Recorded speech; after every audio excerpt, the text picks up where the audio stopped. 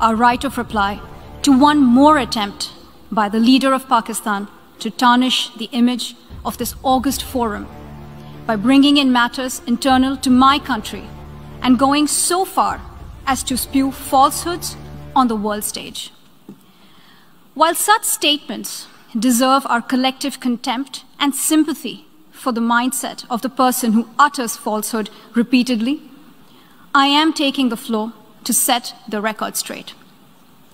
Regrettably, this is not the first time the leader of Pakistan has misused platforms provided by the UN to propagate false and malicious propaganda against my country, and seeking in vain to divert the world's attention from the sad state of his country, where terrorists enjoy free pass while the lives of ordinary people, especially those belonging to the minority communities, are turned upside down.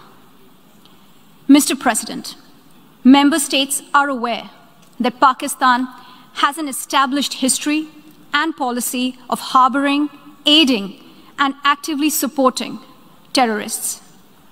Such defense of terrorism is unacceptable in the modern world. We keep hearing that Pakistan is a victim of terrorism. This is the country which is an arsonist disguising itself as a firefighter. Pakistan nurtures terrorists in their backyard in the hope that they will only harm their neighbors.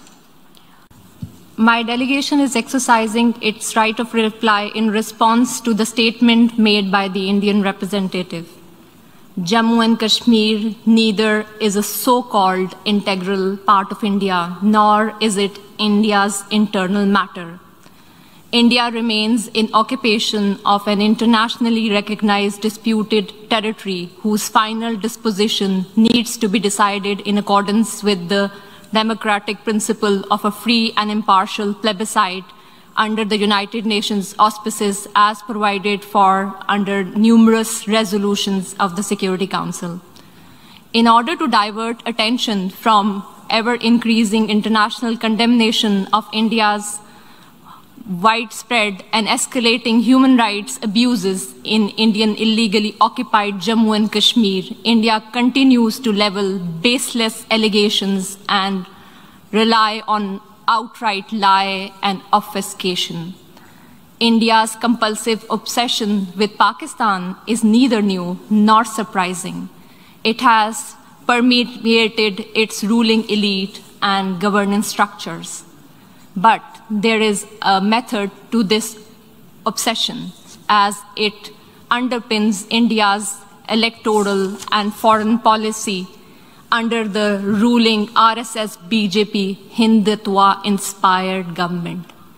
The EU Disinfo Lab has graphically revealed how India has deployed such tools of deflection, deception, and disinformation against my country, including at the United Nations. Mr. President, India's violation of human rights in Indian-occupied Jammu and Kashmir are well documented in the two reports of the High Commissioner for Human Rights. Since 5 August 2019, the High Commissioner has urged India to unlock the situation and fully restore the rights that are currently being denied to the people of the occupied territory. Several special rapporteurs and mandate holders have also termed the human rights situation in Indian illegally occupied Jammu and Kashmir in a, quote, free fall, unquote. Major human rights organizations, including Human Rights Watch and Amnesty International, have expressed similar serious concerns about India's human rights violation, including in the occupied territory. Not surprisingly, Indian authorities have failed to respond to any of these communications. In fact, a witch hunt has been launched against those who dare to report these crimes. Only last year, Amnesty International ceased work in India, citing constant harassment at the hands of the government. The government of Pakistan has recently released a comprehensive and well-researched dossier containing the entire range of gross, systematic, and widespread violations of human rights being perpetrated by Indian security forces in the occupied territory. We call upon the international community to take cognizance of the compelling evidence and hold India accountable for the heinous crimes. If India has nothing to hide, it must accept a United Nations Commission of Inquiry and agree to implement the Security Council resolutions stipulating a plebiscite to enable the people of Jammu and Kashmir to exercise their right to self-determination. Mr. President, as for India's use of the canard of terrorism, regurgitating stale arguments that are typical of all occupiers, let me emphasize that India itself is the principal perpetrator, sponsor, financer, and abettor of terrorism in the region. Today, India is involved in at least 4 different types of terrorism. First, India is resorting to state terrorism to suppress the people of Indian illegally occupied Jammu and Kashmir. Since 1989, Indian occupation forces have killed more than 96,000 Kashmiris, widowed around 23,000 women, and used rape as a weapon of war and orphaned more than 108,000 children.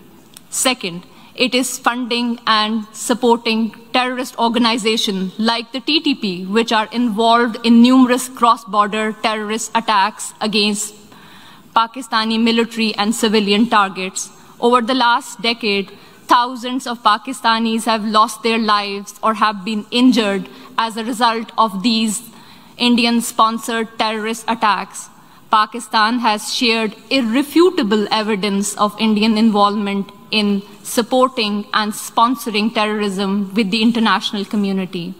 Third, India is financing and organizing mercenary terrorist organizations against Pakistan to impede economic growth and prosperity of the region. India's National Security Advisor, Mr. Ajit Doval, has publicly admitted supporting and financing of such mercenaries. The captured Indian spy, Kulbhushan Jadhav, has also confessed